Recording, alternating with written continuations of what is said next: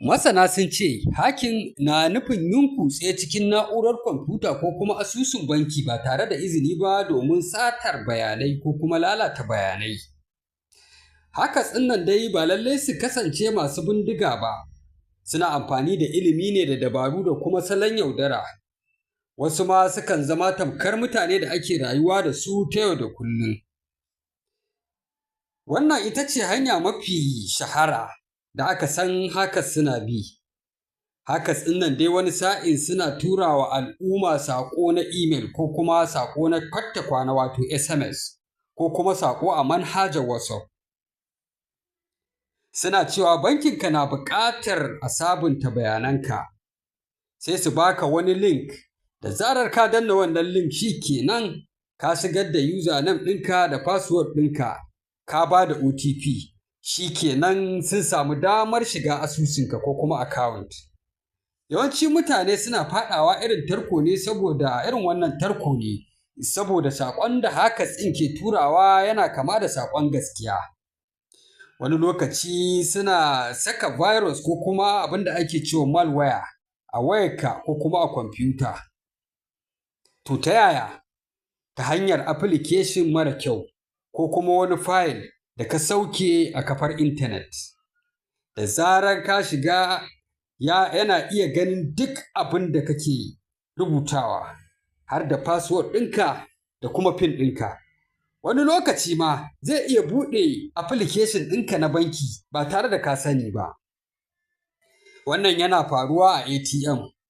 Hackers suna saka wata na'ura a jikin ATM wadda za ta karanta bayananka da suke kan ATM card, kana su ɗauki bayanan. Sannan suna saka kamara ko kuma wani keypad na bogi domin ganin PIN ɗinka.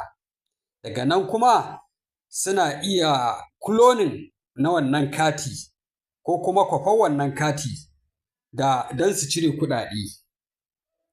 Wannan na ɗaya daga cikin mafi hatsari a Najeriya, inda za ka ga hackers suna zuwa wajen network providers, su saci lambobi, su mayar da su zuwa SIM ɗinsu. Da zarar sun samu duk OTP zai shige hannunsu. Za su iya shiga asusun bankinka su kwashe kuɗi. Mutane da yawa sun tsinci kansu a cikin irin wannan salon yaudara da hackers ke yi a Najeriya. Wata dabara kuma ita ce ta amfani da magana ta yaudara. Hackers suna kira kamar su ce ma'aikacin banki ko jami'in gwamnati, suna cewa ka ba da OTP domin a gyara maka asusunka na banki. Idan ka bayar shi kenan kuɗinka sun tafi. To domin kare kanka daga sharri irin na waɗannan mutane da ake kira hackers, abubuwan da za ka yi da dama waɗanda suka haɗa shawarwari na masana harkar na'ura mai ƙwaƙwalwa da sadarwa.